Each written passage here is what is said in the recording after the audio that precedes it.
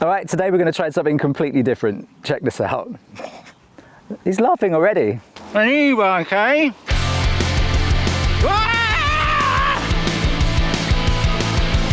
So for one video only, we're going to take a break from the world of petrol power to give you more of a general overview of the brave new world of e-bikes. What are they? Well, imagine something like this was to have a love child with something like this. The result might look a little bit like this. Yes, e-bikes come in all different shapes and sizes, so to make this video as helpful as possible, we're going to talk in more general terms about what you can expect if you decide to get into e-bikes. The video has been made possible thanks to a company called GoGo Best, where they've got a massive range of different types of bikes that you can check out. Now, because I'm old and terrible at cycling, I've roped in my son Jay to help out with this video. He's a budding biker. He's had this bike for a couple of weeks, and it's a great chance for him to deliver his first review on YouTube. And stick around towards the end of the video because yes, I'm going to jump on it and no doubt will make a complete fool of myself. So without further ado, let's do it. What can you expect on a bike like this? I've always been riding manual bikes and this is the first electric bike I've ever had, and I love it so much. So what makes it different than to like the bikes that you've normally got? Because obviously it's got pedals, so you can cycle it. Yeah. But the motor on the back, that's going to make quite a bit of difference, right? Yeah, it does make lots of difference. When you're pedaling normally from manual bikes, I remember my old manual bike, I just used to think, oh, this is so easy. Now this arrived, I'm like, what is the definition of easy anymore? So it's made you more lazy? Yeah. But you can go a lot faster, so how quick is it? If you want, you can set it to power 5 or you can set it to power 1. Right. I usually have it on P5, which is the fastest it will go. And as soon as you turn it to P5, it will go. It so will you get go. all the power, all the torque immediately through the back wheel. Yeah. So actually shopping for e-bikes and shopping for motorbikes are kind of similar. Broadly speaking, they split into two camps. You've got stuff that's focused mainly for the road and stuff that's more off-road oriented, a bit like this bike here. And there's a set of standard features that you'll want to look out for in a more off-road focused machine. For example, this bike's got suspension, front and back. Up on these front forks, it's also adjustable. You've got preload and compression settings, and they're big fat forks. They do a great job of soaking up all the rough stuff. Also on the bike, we've got 26-inch rims with these massive 4-inch in diameter fat tires up there as well. So you've got loads of grip, and again, that definitely helps to give you a bit more of a plush ride off-road. And finally, when you're shopping for something off-road, recommendation would be to look for good brakes, and this bike certainly has those. These are Zoom hydraulic brakes, discs up on the front and on the rear. They provide a ton of stopping power, sometimes even a little too much. I have crashed it. I've crashed it. What happened?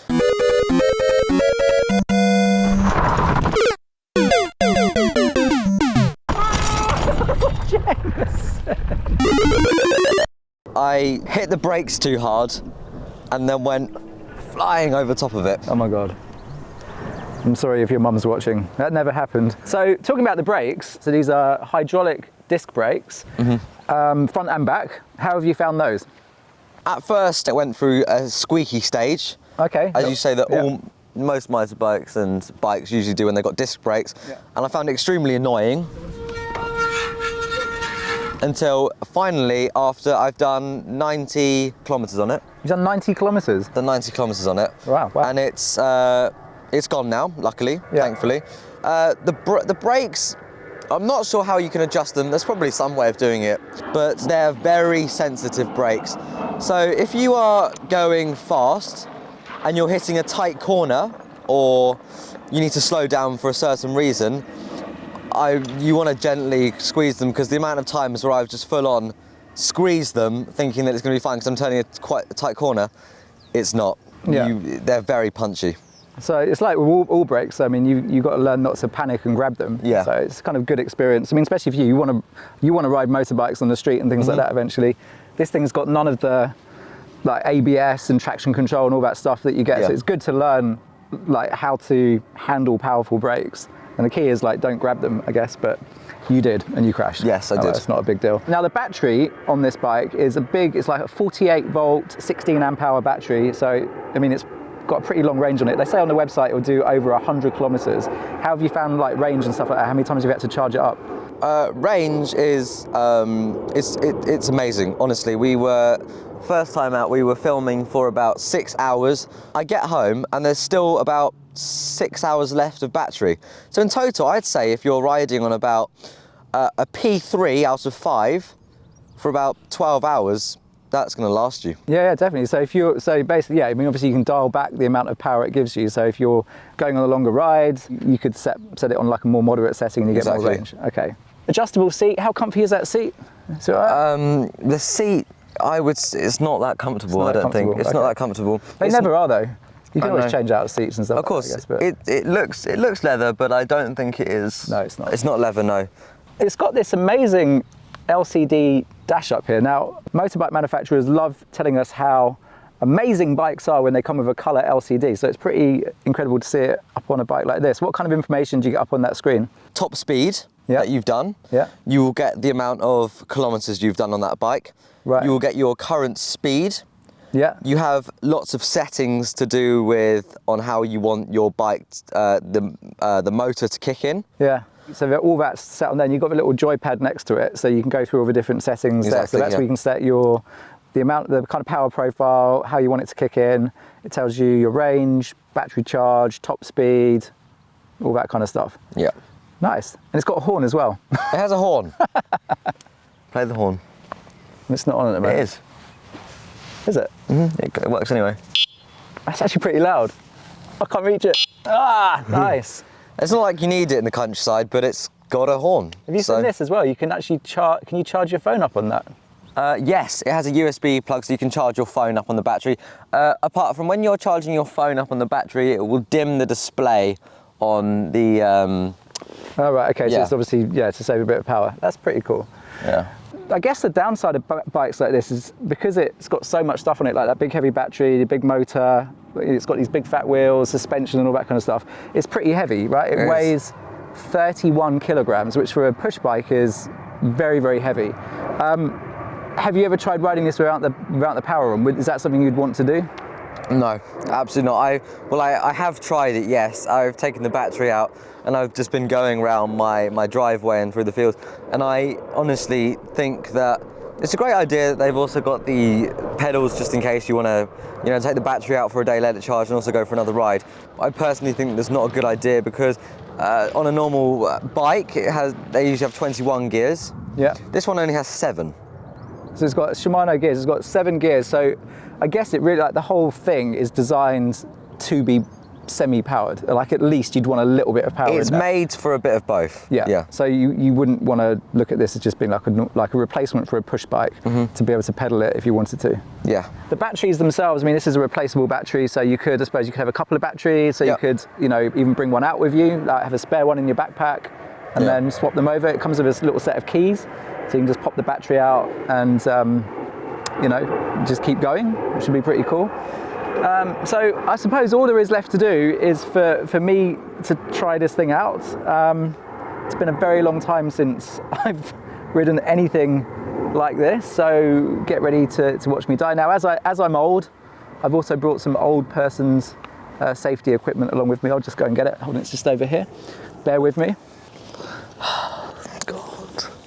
So when I was a young boy, my dad always used to ride a bicycle, and this is the stuff he said that will one day save your life. So we've got a set of protective eyepieces, state-of-the-art high-performance safety headgear. We've got a trouser retaining system. Keeps your posture up. This is all the important stuff that you need when you're cycling. We'll do that in a second, but also a very important air filtration system to keep you, happy and breathing. And breathing. So I'll now have a little go on this bicycle and see what it's all about. An e-bike, eh? It won't go. It's not on. It's not on. Turn it off. Oh, okay. Okay, we're on. Yes! Ah! Come on, Grandad, you can do it! Oh my God!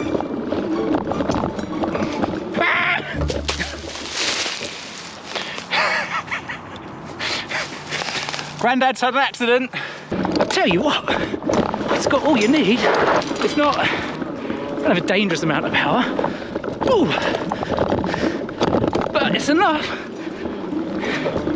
It's definitely enough to make it feel a little bit more like a little mini, woo, little 50cc or something like that. But the power's a lot more, woo, immediate and kind of, I would say snappy, but it's got that electric kind of feel, which means you get, woo, an instant hit. I tell you what, you've got to be a bit careful. I've nearly broken my pipe. Let's go. So, yeah, I mean, it's not a motorbike, but it's not far off. Not far off a little one. And if you're kind of learning to ride motorbikes, it's a great place to start. You get to learn all the controls, really good brakes. You'll learn how to get that feeling for lack of traction. A little bit of air. This is awesome. I actually really quite like this.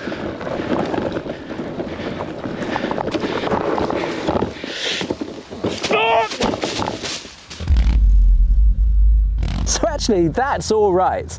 Done a few laps up and down the field here and out and about on the little trail.